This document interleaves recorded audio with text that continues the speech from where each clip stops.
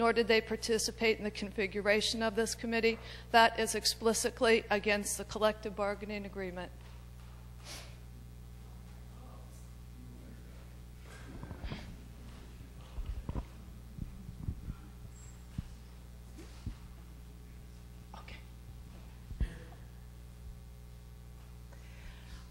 I can take this opportunity to talk about one of my concerns. I was interviewed by the Collegian about a week ago, and not all of my comments made it in because obviously there were many things to say about that and many people to interview. I think the quote that was given from me was that I was very concerned about adding another layer of administrators when faculty are so underpaid. The subsequent remarks to that had to do with, in fact, the encompassing nature of our faculty. Not just that faculty are underpaid, but in particular the group of part-timers on whom this college depends to an excessive degree. These are the people that are underpaid. I find it additionally even more ironic that an institution that recently merged with a health science campus does not offer these underpaid people the chance to get medical insurance. I find it increasingly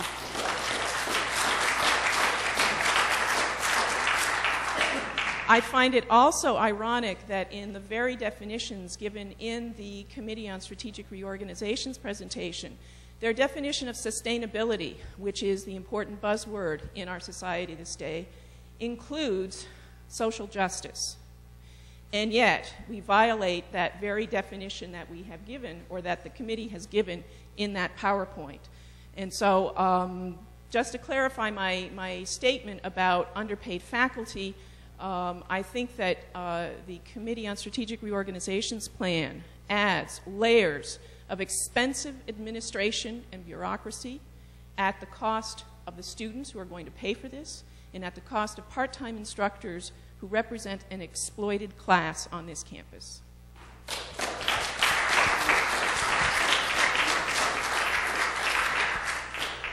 Thank you. There's another point of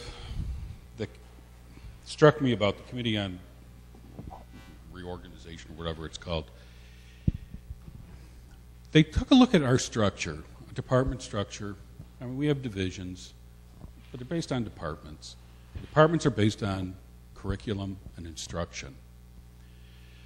And you look at the plan that they proposed, and they moved around the boxes based on what they perceived to be faculty research interests. That's fine, if that's their goal.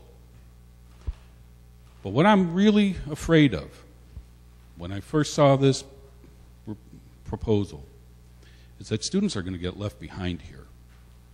The idea that we have departments because it is focused on students.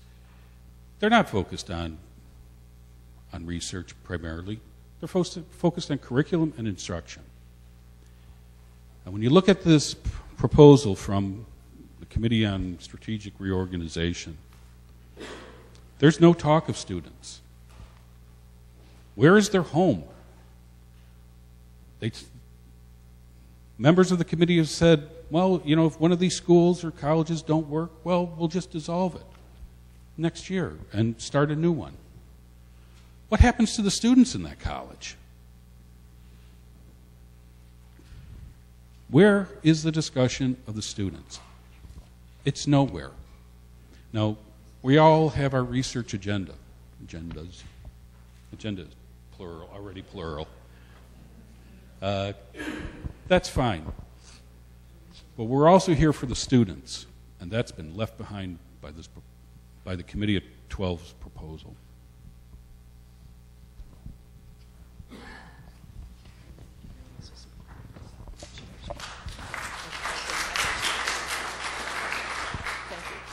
Barbara brought up the point that this past year in council, the issue of part-timers not having gotten a raise in how many years? It's been more than 10. Okay. They haven't had a raise since I started. All right, I think that's an important point to bring up. I'd also like to bring up the point that even at institutions such as University of Michigan, half-time lecturers receive medical insurance, or are at least allowed to purchase medical insurance.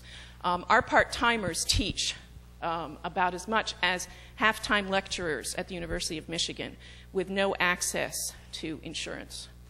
And Ken? Hello. My name's Ken. I'm hoping to hopefully start up an Arts and Science Student Council, and after the comments from Dr. Elmer Fudd. I don't know this. As a student and thinking about students and my little bit too long career at the University of Toledo, I thought it might be an appropriate time for me to make some comments. I graduated high school with a 2.2 GPA, and that was largely just because of the bad academic atmosphere that I grew up in, and a high school that really wasn't concerned to teach you unless you could do everything right off the bat. And I came to Toledo partially because of open enrollment and because I liked the environment. It seemed like a quirky little place. And when I got here, the thing that really appealed to me and what really made me stay was the faculty. A lot of you in this room have had me in class and know firsthand that I am far from the best student. But what this faculty has given me time and time again is an immense amount of patience, an immense amount of understanding for me to take the time and to get my bearings. And that is something that is really unique to a liberal arts education. And what these changes worry me about is that I feel as if it breaks down that fundamental structure, that makes the fundamental unit of the university as a faculty member and takes it away. Because I wouldn't still be here if it wasn't for some of the breaks and some of the exceptions and a lot of the patience that I've been able to have. If it wasn't for the kindness that has been shown. But that kindness wanes when the faculty member that is teaching me has to teach 5 or 6 courses and has to grade all the papers and types all the tests at the same time. It wanes when they have to deal with the frustration not knowing whether their department is going to be as strong as it was the year before or it was the year after. It wanes when the fact that when you're bitter over the fact that you don't feel like you have any say. And as someone that's helping to start the Arts and Science Student Council and to help add to that say, a university is based on shared governance. This room, these students are the people who are the stakeholders, not the people who sit on the board of trustees. Yes, they help govern. Yes, there are necessities for them. But we are the people who define this institution by our actions and by what we do.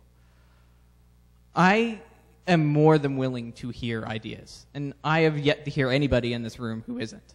Everyone wants this college to be as strong as it possibly can be.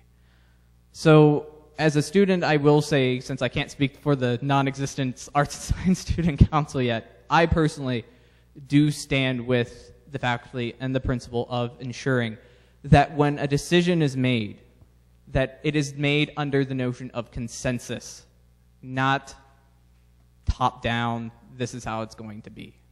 Because that is how university runs. I don't know if I can have one more moment to ramble on.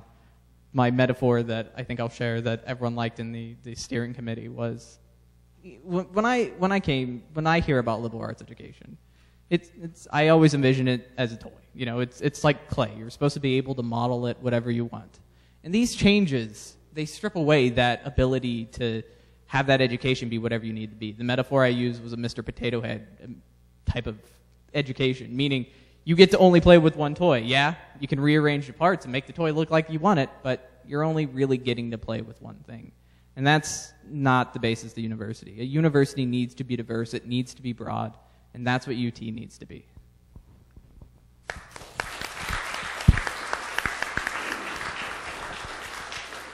We have some pages